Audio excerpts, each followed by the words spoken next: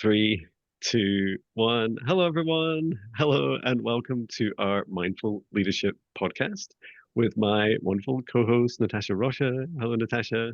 Hello, everyone. And our special guest today, Mmabatho. Welcome, Mmabatho. How are you? Thank you. I'm great, and I'm sure I'll get to find out how you are shortly. Great, thanks. Okay, so it's my job to read through your wonderful bio. So bear with me as I'm not always great at multitasking, especially reading out loud. I'm sure is one of my um, my my fears. So I'll give it my best go.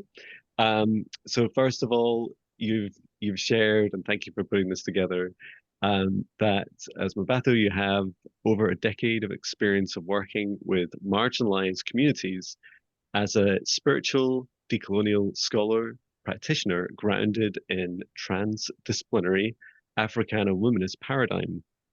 And your work is deeply rooted in indigenous matriarchal leadership, integrating spiritual identity, ecological justice, and social transformation through equitable, ethical, and socio-environmentally redistributive approaches.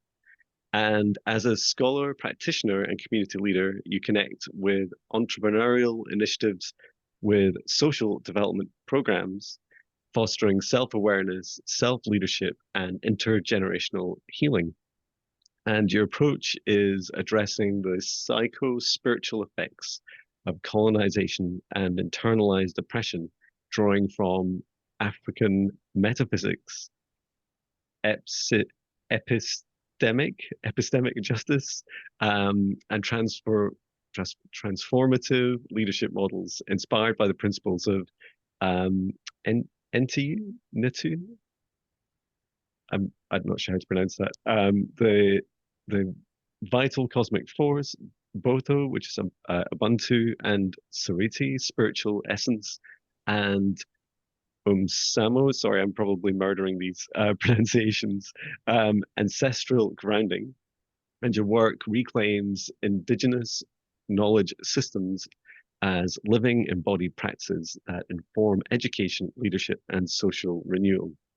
You're also a founder and host of Conscious Conversations podcast, a platform committed to healing, resilience, and expansion, and through critical dialogue, cultural reclamation, and decolonial thought, cultivate spaces that empower individuals and communities to reimagine alternative futures beyond uh, coloniality.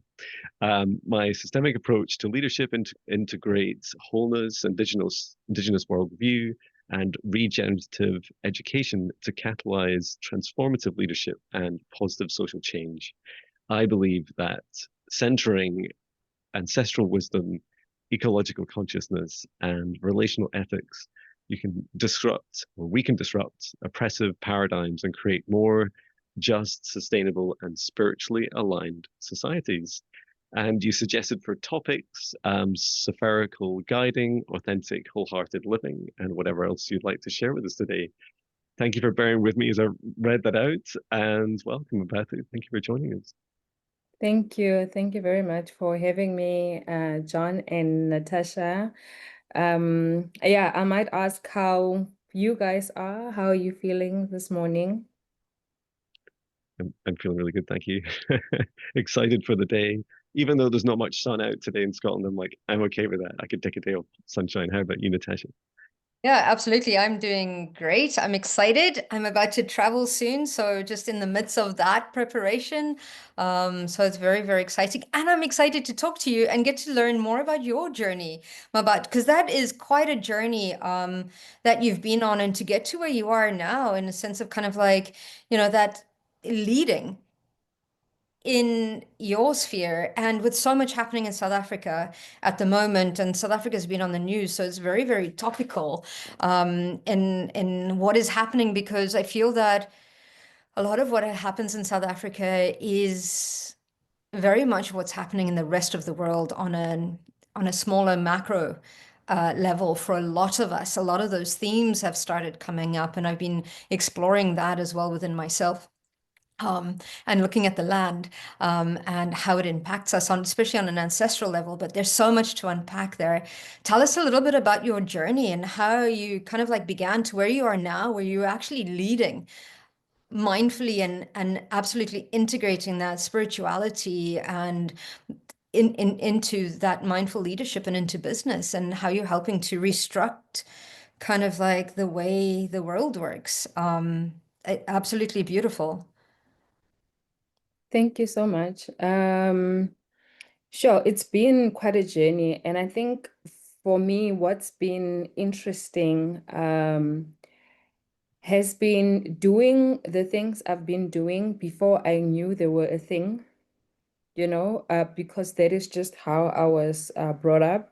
That is just how my mother was, and that is just how I became in terms of my concern for others and my sense that there was injustice, and my um, responsibilities, that would often be rooted in the context or the environment of where I find myself.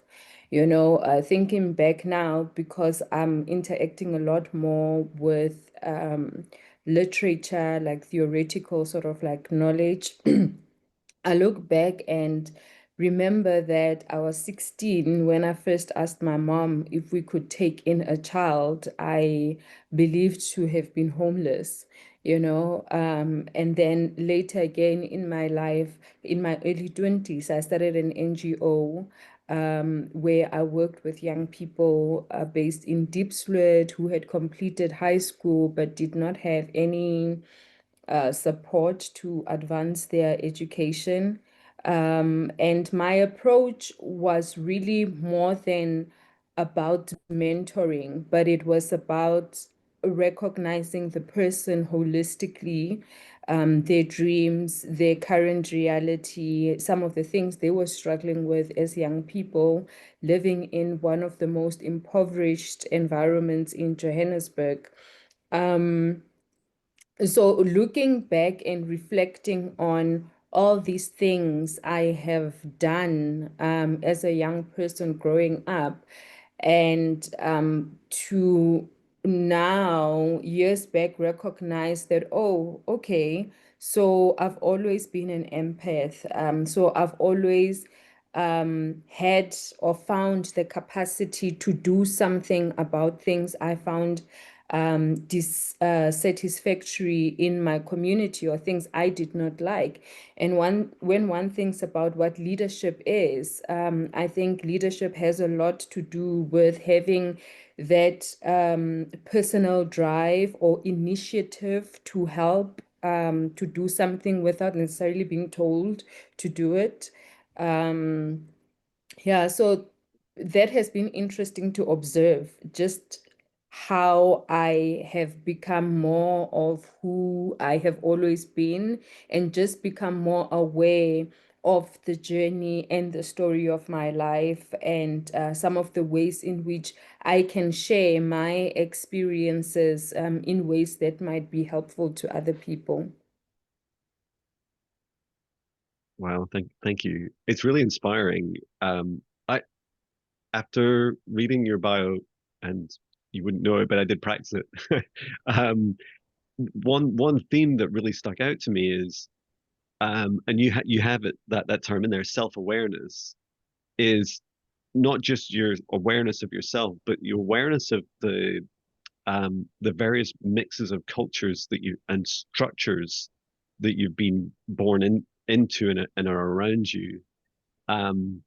Is one of the big challenges I feel, at very least, that we experience in the West and in the UK, including the UK, is our lack of understanding of the programming and conditioning that we have, or a stronger term, brainwashing. You know, you could describe it as brainwashing because many of us think that we're free and that everything's fine and that it's all good.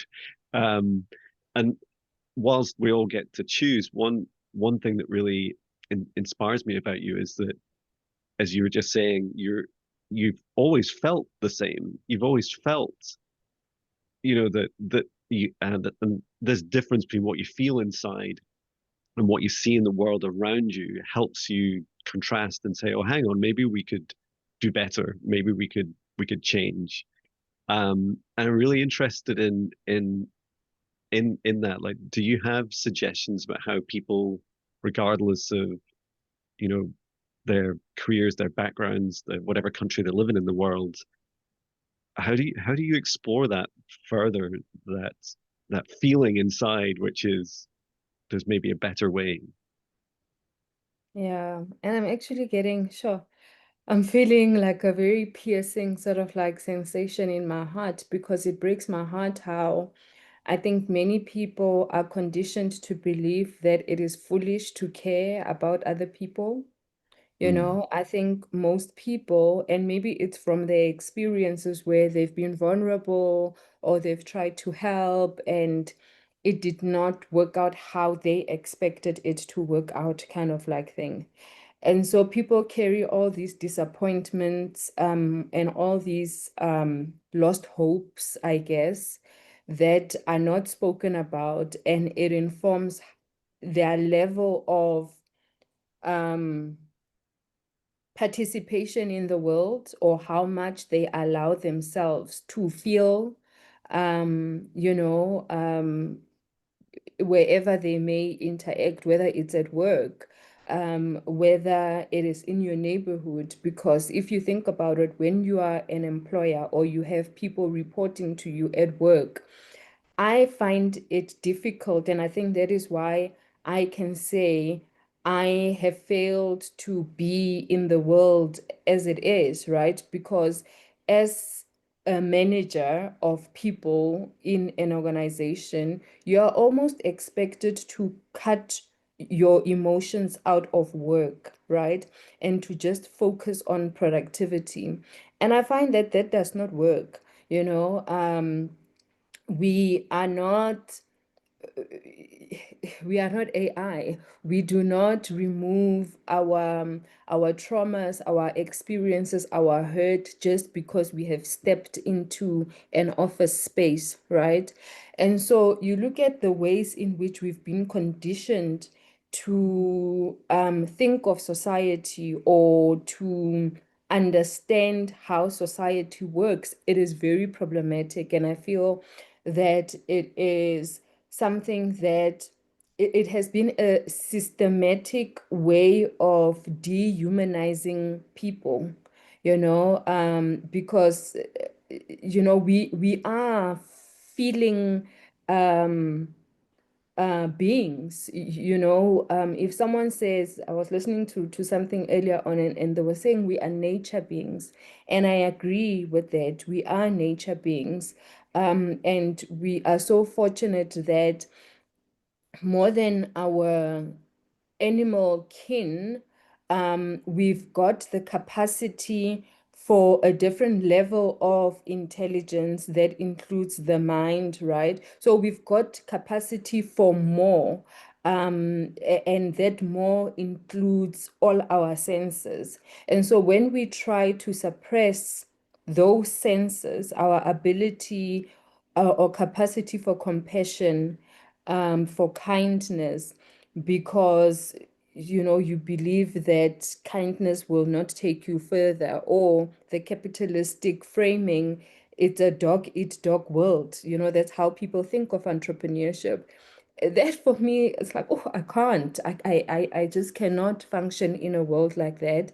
And maybe other people can, but how much of their true nature are they cutting off in order to exist in that particular way or world?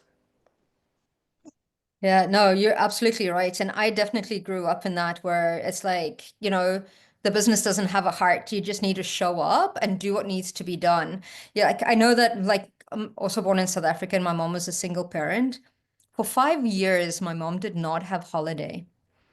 She used to buy her holidays for 5 years. And that woman worked her butt off. And it was survival, Mhm. right?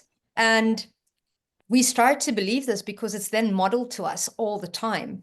And you're so right in the sense of dehumanizing us, because if you end up dehumanizing it, you create this beautiful workforce that is slavery, in a sense of needing to work just to eat, and you'll take anything to keep that job as well, which is what I'm starting to notice now. And it's deeply hurtful, because even at the same time we start looking at, oh, but the business is a baby, but we don't treat it like an entity. We don't treat it as if we would, giving it the loving and the nurturing and the caring aspect of it, of that we would a baby as well. And you're so right, because I think, and I think this is why we are leading the way in bringing spirituality back into business, because it's just, we can't do it anymore. We've played this game and we can't do it anymore.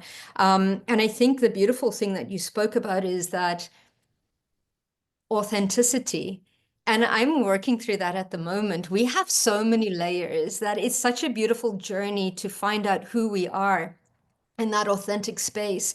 And I think we're always discovering a new aspect of us and going, this belief system is not mine, so I'm releasing it because mine is more expansive, or whatever it may be. And I think we all have to in order to make the change in the world, we need to live the rules in order to know how to break them. And I think we're all at the space now where we're going, you see, that's not good enough for us anymore.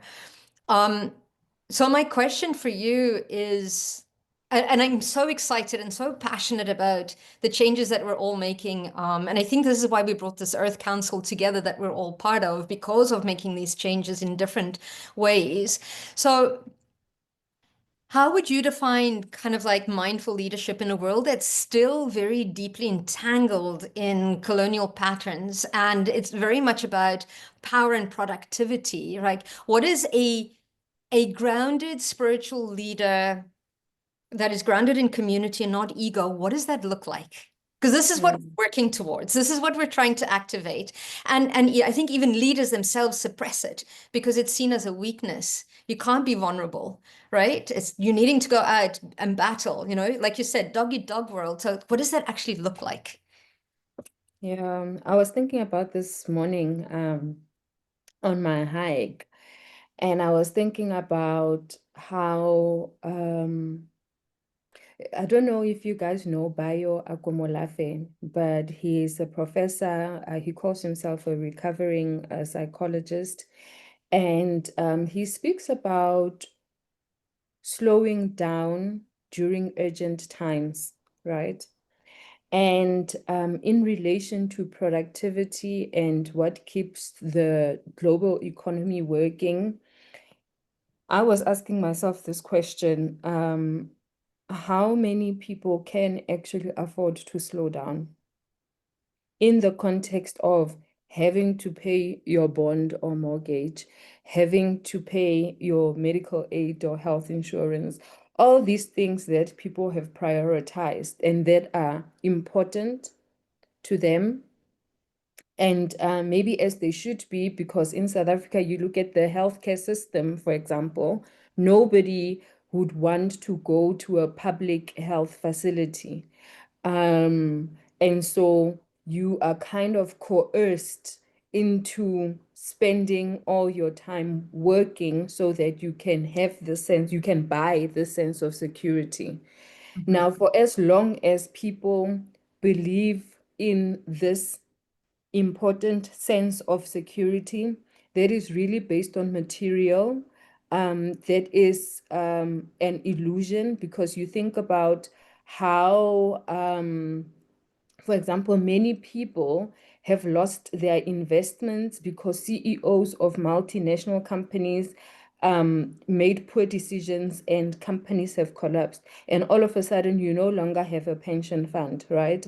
So you paid all this money with the understanding that you are creating a sense of security when you are older, but then it's gone, right? And it's the same thing as capital markets. It could all collapse tomorrow, right? And you'd have no control over it. However, something like your health, as something that is well worth investing in, something we often do not think of as a sense of security, like being well and being attuned with your psycho-spiritual self, right? So that you can perceive, so you can discern, so you are in touch with your emotions and so on. Those things are not prioritized. And in order to do this, meaning the internal work, the safety of being who you are, and connecting with that, that requires you to slow down. It requires deep listening. It requires meditation. It requires being able to go on a nature walk. It requires all of these things. But at the core of it, it's slowing down. And you look at all of these things, right? The house, the car, the health insurance, all of these things, you need to be in a hurry. You need to be the first one. You need to be able to compete. You need to be able to close that deal, right? Very high paced or fast paced, high, but we make these choices all the time. So I believe for as long as people think that or value this more than they value this, it will be very challenging for us to get to a place where we are deliberately creating a different reality. And of course, all of this here is hinged on all of people's fears, right? Like I fear all the sense of insecurity, and it could come whether it is physical safety. You need to live in a security estate because that is where you feel safe from violence or from poor people, whatever the case is. It is rooted in fear, whereas this kind of life is rooted in different values.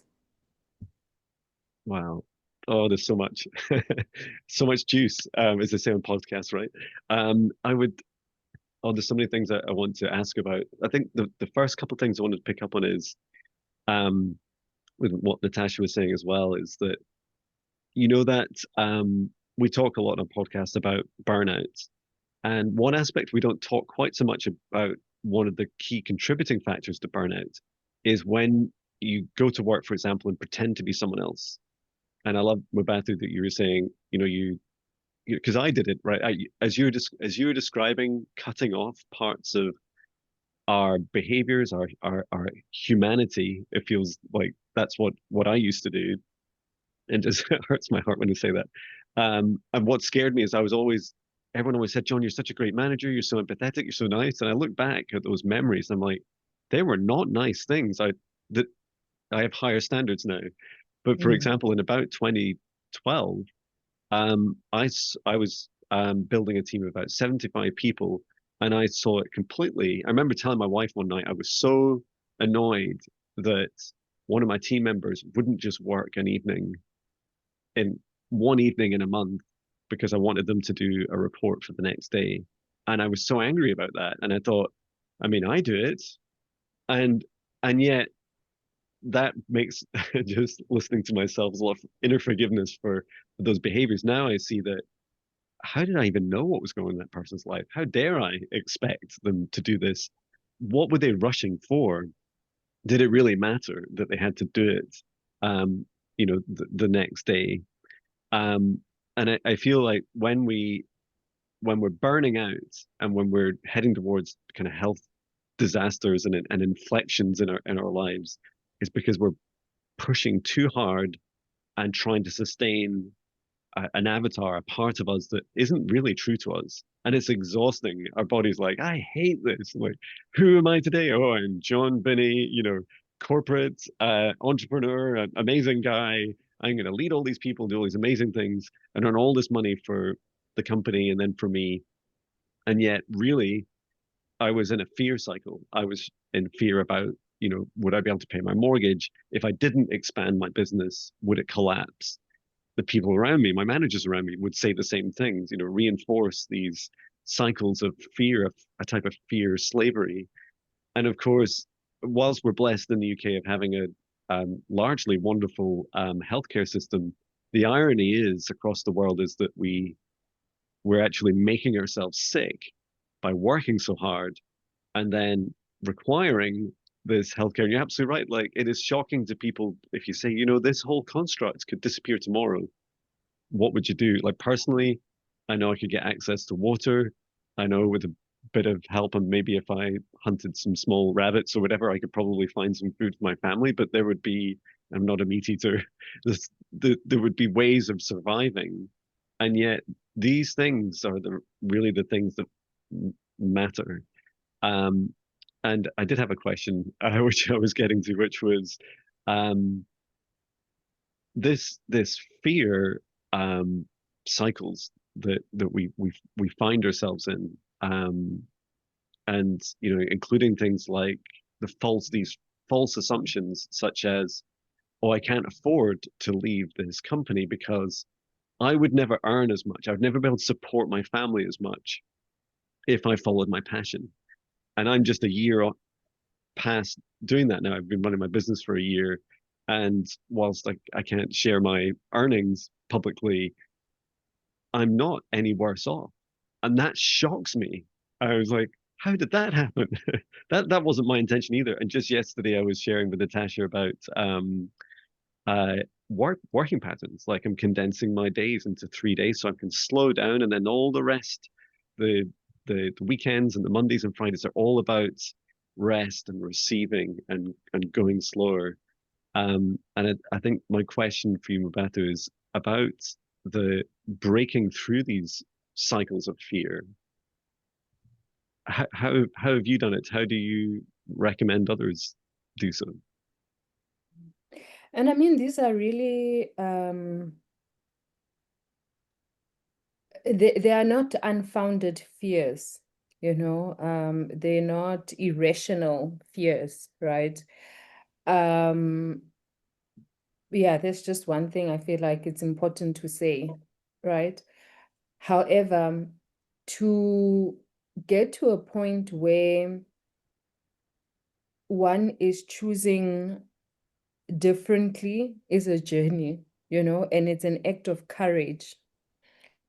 So when you let go of one belief, to say, I need this in order to feel good about myself, it can start off with small things from what you consume,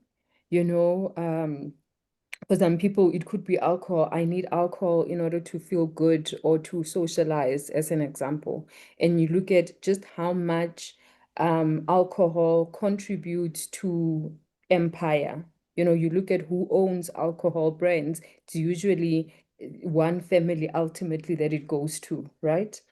Or even the idea of beauty. You look at how much women contribute to very unhealthy beauty standards and chemicals even that are killing us as the consumers, right? So and by doing that only, you are reducing your living expense by so much, right? And as a result, you no longer need to have a second job, as an example. So it for me, it is really a culmination of choices, and it requires more courage each time, and it then starts to go into relationships, interpersonal relationships. Why are we in some relationships? Are we really there because we are growing? Are we repeating the same um, uh, cycles of trauma or dysfunction, in those relationships? If you say you are a person who values honesty, is there really honesty in those relationships? And when you are honest with yourself, you'll begin to see that actually, actually, And then things start to fall off, but it requires you to be honest with yourself, and it's hard. Sometimes it literally feels like an addiction, because you let go of relationships, you let go of even what you watch, your spare time. Could you do something other than watching television? Could you read? Could you go on a hike? To wake up earlier, even on the weekend, to go on a hike, to meditate. It's a decision. You make time. And for the first time, it might be hard. Even something as simple as breathing, like the amount of awareness into one's emotional state that breathing brings, by just pausing and observing your thoughts and deciding, sure, why do I think that way? These are all things that people can do in their lives if they want to change their lives.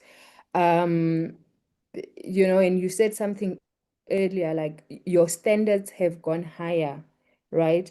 Because you keep on reflecting, and as a result, you are pruning yourself because you have decided who you want to be. So honesty, authenticity, kindness begin to mean increasingly, something more and more and more in terms of the depth of it, right?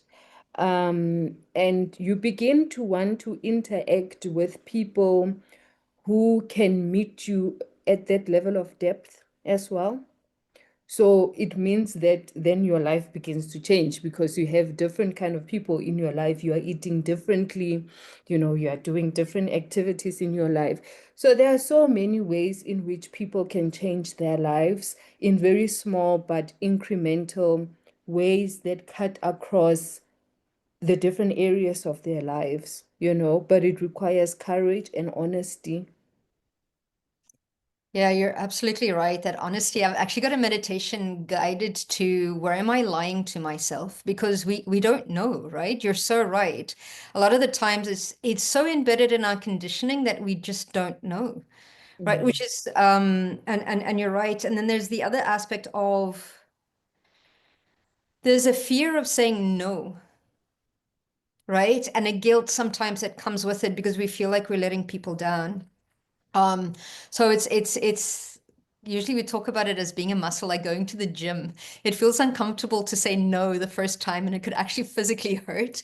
But afterwards, we start to get used to that. So kind of like the example that John had, where that employee was like, "No, I'm not working that evening," because it's like those strict boundaries, right? Which is absolutely beautiful to have a look at. But when we start talking about those patterns, and I honestly believe that you will find that relationship in your parents, in your relationships, in your manager, it like carries on those lessons. And I think a lot of it is based on those ancestral patterns that we've inherited as well. I love working with ancestral patterns and having a look at how it shapes us in one way or another. In your experience, how does the ancestral wisdom shape the way we lead, especially in the places where we've been historically, those voices have been silenced, where we can't say no, where we just have to get up and just, or we feel that we do. It's that belief system, like you say, that we feel that we have to, you know, how does it shape our world, and how can we start to shift that? Like you say, I mean, you've said already that we can start making different choices. Um, but how do you think it's shaped the way that we lead? Mm. I mean, I think it's shaped us in very in numerous ways, and in very deep ways. So you look at ancestral trauma at a physical or biological level. Epigenetics says we inherit 5 to 7 generations of memory through our genes, meaning at a cellular level, right? I recently came across another audio article that said because we are 90%, 70% water, at least 70% water, the fact that water does not forget what does that mean when one thinks about epigenetics and human biology, and our relationship with cosmic waters? I just find it to be a very interesting thing that I'm yet to delve deeper into. But when you think about our biological makeup and the fact that we inherit 5 to 7 generations of memory at a genetic cellular level, and then it is compounded by things like internalized oppression, meaning a way of thinking, right? And this can happen to both the oppressed and the oppressor, whereas the oppressed, even when you are no longer in an oppressed sort of like relationship, but you are still, your behavior is that of an oppressed person, even when it's not required. And then the oppressor as well, um, even when they say they want to change, for example, and you can see it in the savior mentality, that we find a lot where Europeans tend to come to Africa. They might mean well, but because they are used to a particular way of thinking where they come with the superior knowledge or they come with the solutions, then their intention is sort of like lost because it is stemming from a particular embedded belief, to say, I know better. And therefore, even if I want to help, I'm going to impose what I believe is required as a form of help in this situation. Meaning they do not believe that the person they want to help can actually decide for themselves how they need help. Right. So there's these interesting dynamics between the oppressed and the oppressor within the ancestral trauma context. And then there's the more spiritual context, where for us as Africans, because our entire internal system, which is not seen, which is not biology, which is not physics, has been, we have been disorientated from our entire belief system or cosmology, right? So you can imagine something that is just spinning without an anchor. You almost like just go anywhere and everywhere kind of like thing.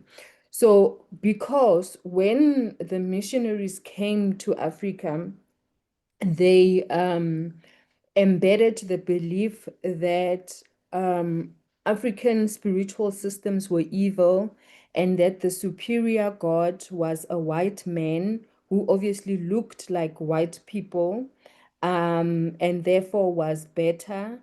So that became a very deeply embedded belief system, right? And so even when people might practice African traditional practices or spiritual practices, there is a cognitive dissonance that has happened. People are doing things materially, but spiritually, they don't actually believe what they're doing,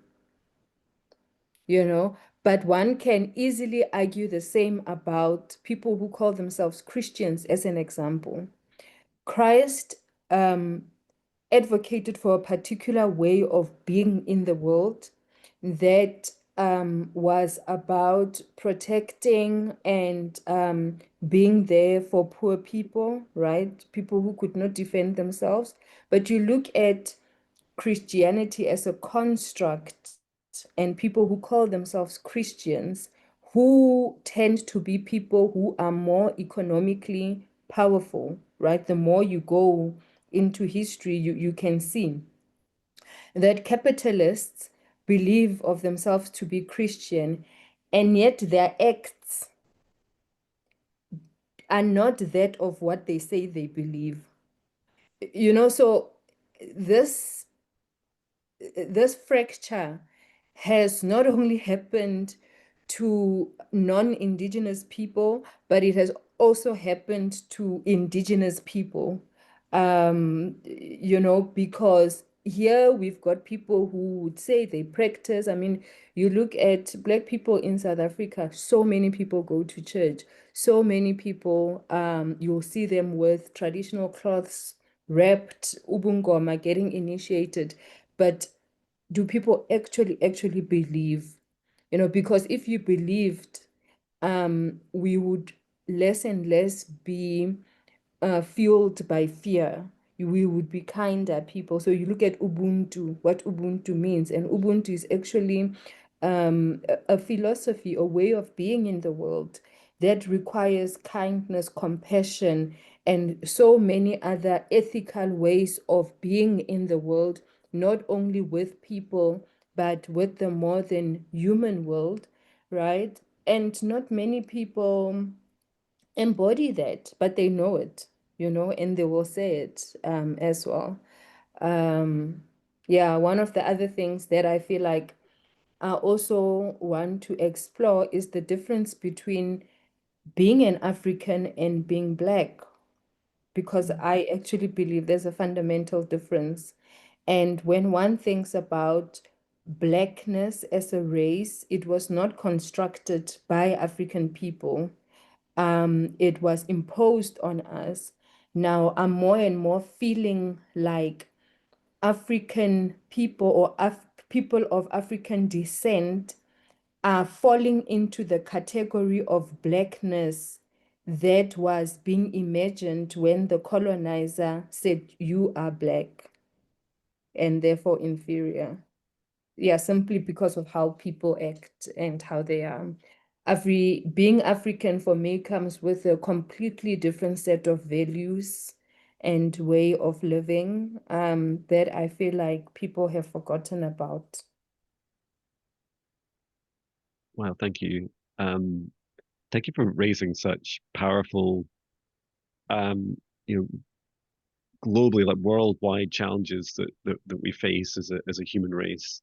Um, and I love how you're describing this effect that there's a lot of unknowns in this conditioning from both oppressed and oppressors and across so many layers. And yet my personal journey with religion, I found it really hard, especially in my last 7 generations. And if you believe like I do in past lives, those as well, it's been hard. And I feel we do have an opportunity, and I sense this so powerfully in you, Mmabatho, that um your heart and light is so strong for change, that there is an opportunity for us all to bring to first of all see these cycles. And that's probably the hardest thing, right? Is seeing these perpetual cycles and patterns, because we've inherited them, and we've volunteered to come here into this life and say, okay, uh I think I can bring one or two or more to an end. um and I must admit, personally, I've been going through such a huge shift after leaving the corporate world, of realizing that it's okay, Jon, what's the better way? How do we how do we get better at loving each other more in the world and in business? And even the word business, I struggle a bit with, just being busy, like a busy bee. Um, but how do we start to break some of these cycles? How do we disrupt them, identify them, disrupt them, and bring them to an end? Um, and I loved how you're describing the patterns of working, helping people say, look, you can break out these cycles of fear by just starting to make these small changes, um, which even from today's conversation helps inspire me a lot about what I want to change in the world, and how to go about it. But what's your advice, Mmabatho, first of all, for helping for people identifying these cycles, and then secondly, okay, it's 2 questions. How do you start to make progress against to encourage change? Yeah. I don't know if I would call it advice, but I can definitely share what has been instrumental for me and what I find has helped me to be more truthful in how I see myself. And that is an inward journey of self-love, you know, when you really begin to witness the parts of you that you have first and foremost rejected, you know, and you see how you've had to perform who you are in other interpersonal relationships in order to be accepted, um, then, you know, if you're really honest with yourself, you'll really realize that we really can't expect other people to love us until we have loved ourselves. And we cannot really love other people until we fully love ourselves, right? Or at least start embarking on the journey of really loving yourself. And that means all the parts of yourself, even the ones that you hide or you have kept away from others. And so I would say for me, it has really been a journey of evaluating or auditing my relationships. And if they really meant what I projected them to mean, you know, or they were not. You know, sometimes we can believe that a person cares about you because they are your biological sister or they are your biological aunt, but in actual fact, the decisions they make actually indicate that they don't really care that much about you. You know? So you kind of need to become aware, but it goes back to your own standard. What does care mean to you? You know, what does honesty mean to me? What does love mean to me? What does wholeness mean to me? You know, like what do all of these things that we say we desire mean to me, first and foremost? And am I giving myself these things as I have defined them for myself before I can expect them from other people? And that includes following your dreams, you know, because if you are not going to put in the time required or the discipline required to develop a particular skill, whether it's writing, whether it's something in the creative space, whether it's developing whatever, you know, then are you really that invested or committed to it? You know, are you really committed to your own growth and where you want to be? So these are all questions that the I has got to answer. And if you are honest, brutally honest with you, and it's painful, by the way, it's painful because you realize how much you have shortchanged yourself as well, and then blamed other people. You know, or you realize how you gave other people permission to treat you in those ways. You know, and so to walk away from that again is also painful because you are walking away from an illusion you created for yourself, you know? And you realize actually it's not safe there. You know, it actually does not hold the kind of care or the kind of kindness that I imagine. And you walk away. And walking away means there's empty space. But in that empty space, you can begin to nurture something else, you know, that is a bit more authentic. So it's hard. I don't know if that answers your question, John. Yeah, perfect. Thank you. It is hard, right? It's so hard. And just going, what, okay, John, what's next? Like what's in there that needs forgiving? But sometimes memories are a great indication, right? Like I had about, forgiving myself about my my work over 26 years in software. It's just learning those parts. I mean, I love those. There's so many dimensions to what you're sharing about how we allow or give permission to others to treat us. Often, often as we're projecting out a different version of ourselves, and then we're shocked that they they accept the invite. Like, that's Mm, terrible. How could you treat me mm, like that when I asked you to treat me like that? But yeah, there's a lot. And I love that changing the world. It's about changing the world from inside, right? Like, there's mm, good news and bad news. The good news is that we don't have to, go out and do quite as much as we thought on the outside world. But the bad news is that it's all inside. It starts all in here.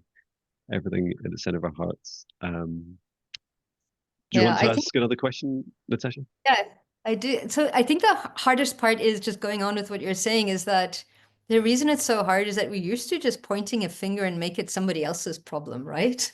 So when we start, it's like, yeah, it's those three fingers pointing back at us that it really is our problem that we're looking at.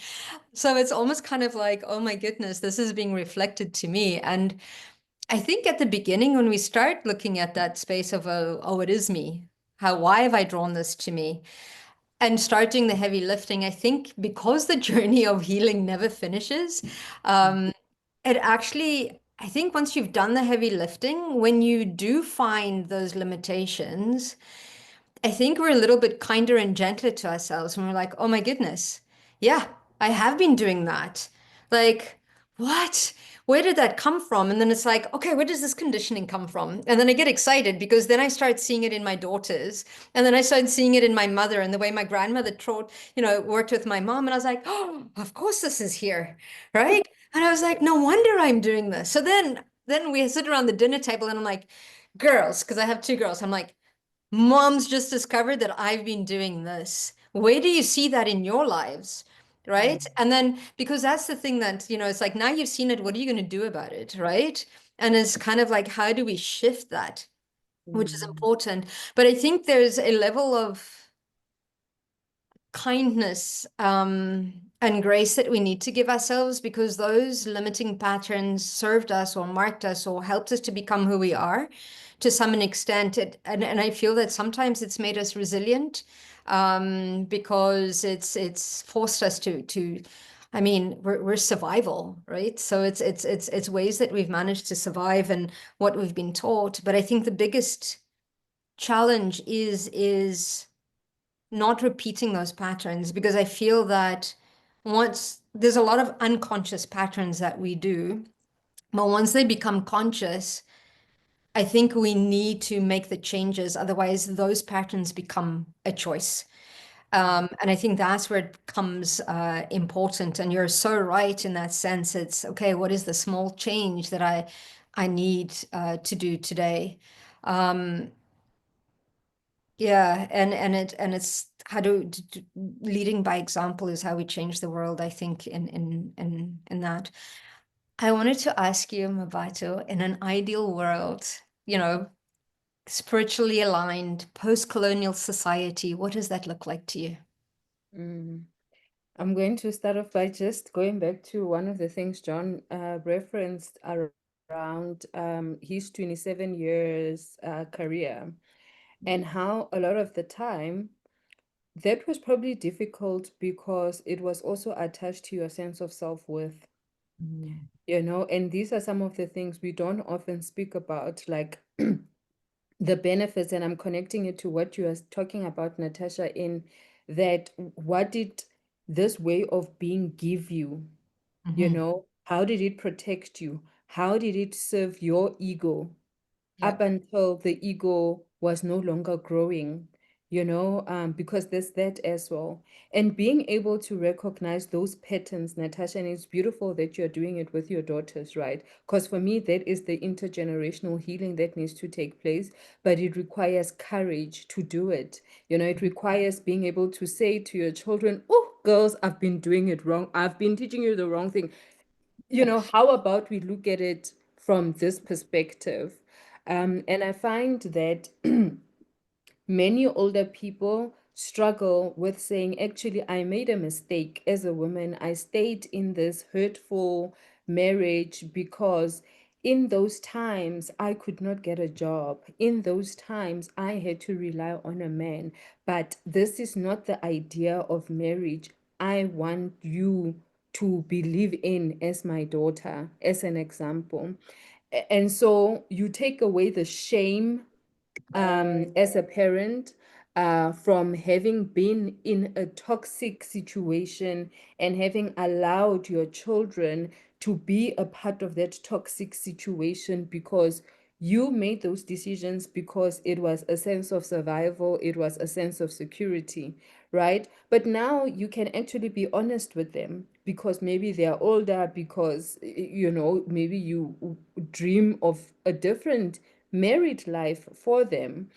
And these are some of the intergenerational conversations I find are missing, particularly in Black communities, especially within circles of Black women, simply because we've had to endure so much. So when you look at just how oppression has worked, right? It has been the white man at the top, the white woman, the Black man, and the Black woman at the bottom. So the Black woman has been nothing to the Black man, to the white woman, to to the white man. So Black women have suffered this triple sort of like jeopardy, they call it, in the academic world, where the depths of the wounds we have systematically endured have been so deep because of the politics of our race, gender, social class, and all of that, meaning the work is double. And so if women, particularly as the ones who are nurturing children, can or want to dream of a different post-colonial reality, then we need to look at those parts of ourselves that we had to sever or silence and begin to speak about them. There's no use talking about shame if we cannot attach shame to a particular experience, because then people don't learn, and you are actually not dissolving the energy of that particular harmful experience. And so for me, a better world, a more harmonious and dynamic, diverse world, pluri-epistemic, meaning where there are different ways of knowing, is when we really begin to be comfortable with sitting with pain, like just talk about it, talk about the things that have brought you pain. And for other people, the things that have brought them pain are things that have led them to believe that it is okay to be domineering. It is okay to be a cutthroat sort of like business person. If I don't get it, no one is going to get it, kind of like. There's usually a belief or experience that is attached to that. Now, if we were to ever get to a point where we can talk about these things, then I believe there will be a better opportunity for real healing to take place. Beautiful. Wonderful. Thank you. Thank Oh, you. that's just so powerful. And yeah, thank you for raising, I mean, not just in that answer, but throughout the podcast today, for me, very, very important issues and challenges we face globally, and especially insight into um, the extent of the oppression, and not just in the now, but these ancestral challenges that have been propagated. And I love that just taking those first steps to help break through the shame and start to identify that energy feels so powerful. It feels like the biggest disruptor we could changes we can make. So thank you so much for joining us today. Before I do the mindfulness meditation, inspired by our wonderful conversation, so wish me luck. This is a lot there. How can people connect with you, Mmabatho? My website, it is Montse, MMONTSEM.com.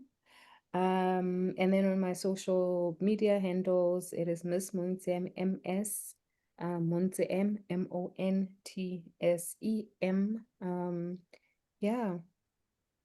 And you've And also got a lovely obviously podcast. the A podcast. podcast, Yeah. Conscious Conversations, which I'm sure you'll share the details thereof. It is both on YouTube as well as all major podcast platforms. Oh, fantastic. Thank you. I'll make sure they're in the description of today's video or wherever someone's listening to this across the different platforms. So thank you for that. Thank you for having me. Thank you both. It's been a lovely conversation. Thank you. Okay, well, we'll get started with our mindfulness meditation. And to do so, please join me as we begin with a deep breath in through the nose and breathe out nice and loud.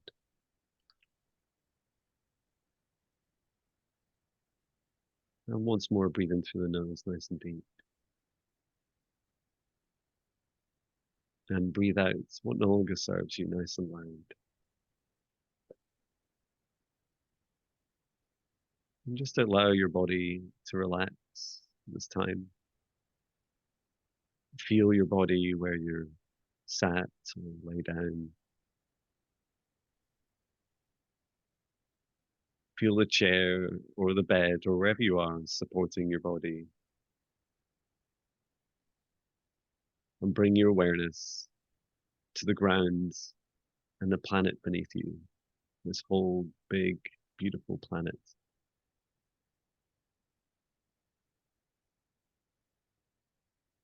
And bring your awareness back up to your body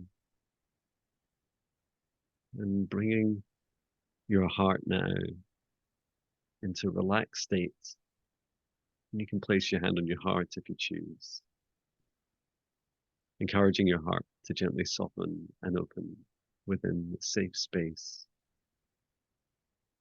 just as the petals of a rose open to receive the energy of the sun. Allow yourself to connect deeply with your heart.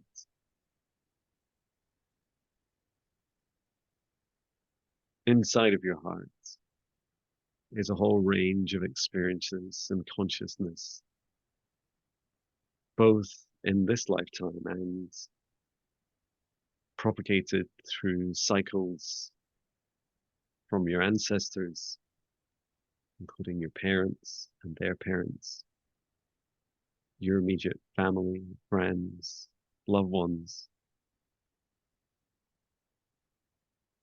And all of this is being held in your heart in every moment. And I'd like you to imagine now the sun high above you in the sky, and allow the golden light of the sun to gently shine its light down across your body, and in particular, focusing on your heart.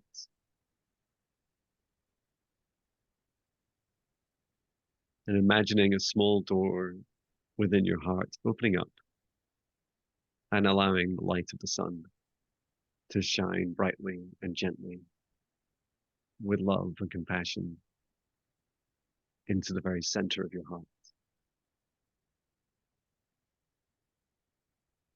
Each of us get to choose now how much we look inside of our illuminated hearts. And just bringing awareness to the shadows around the corners and edges of our hearts, the parts of us we hide from ourselves. This could be relationships that we're in, that we're deeply unhappy with in our hearts, but our minds convince us to remain within them. This could be our past in this life, ranging all the way back to our childhood, to our first hours and days on this planet, and those feelings we've had and carried with us throughout this life.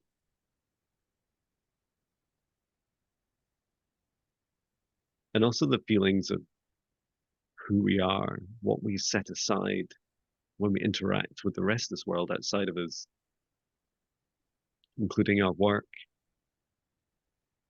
the clothes we wear, products we buy, food and drinks we consume, all the content that we consume online or in person with each other. And as you allow this light of the sun to cast itself across every shadow, perhaps choose just one shadow that you're ready to face at this time. And reach in, imagine reaching in with your hand very gently and just gently pulling that shadow, that emotion, that part of you, part of your consciousness, part of the feeling in your heart, just out towards the door of your heart and out into the sunlight. And as you do, you may even see that this shadow is projected outside of you also. Everything inside of your heart is being projected out into the reality around you. For example, if this is your work, a shadow of how you feel, of what you suppress of you when you do your job,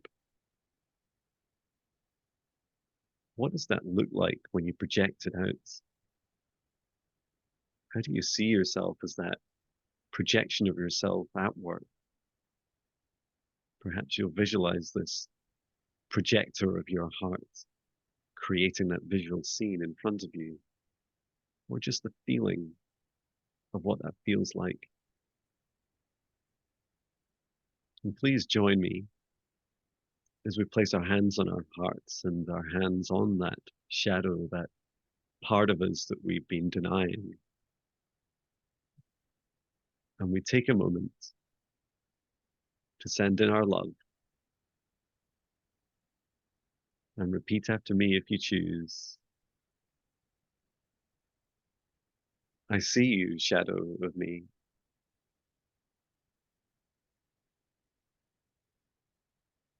I'm sorry. I forgive you.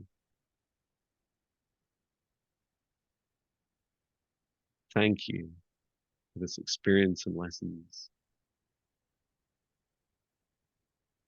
And I release you and allow your shadow to simply be illuminated and to no longer be a shadow, or perhaps it wants to show itself more in your life, in the projection out in front of you, to expand for you to better understand it, and to come back to this practice if you ever choose to again. Or you simply allow this shadow to release and to never return again. Whatever you and your shadow choose is completely your free will. The more you repeat this, the more you'll see that the shadows across this whole world, our greatest fears, our greatest suppression, our greatest imprisonment of ourselves,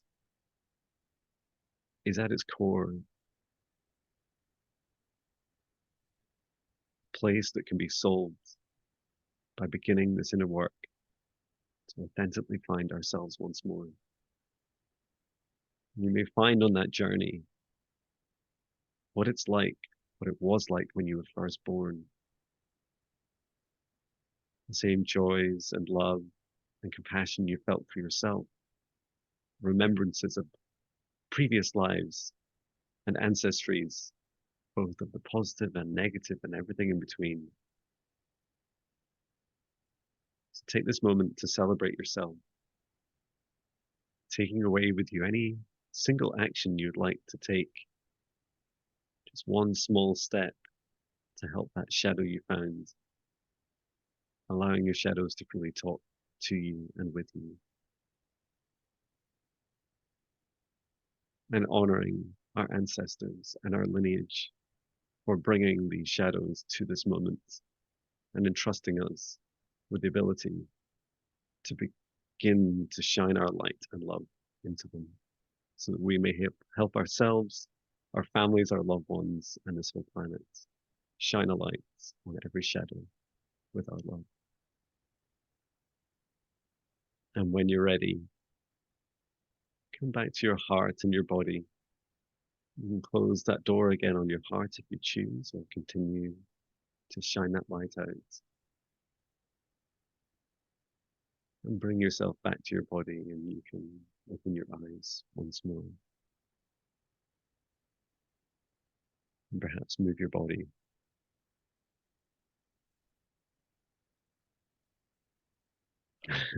Thank you so much. I was lost in another world. It was really beautiful, and thank you for the divine inspiration for today's meditation. Mhm.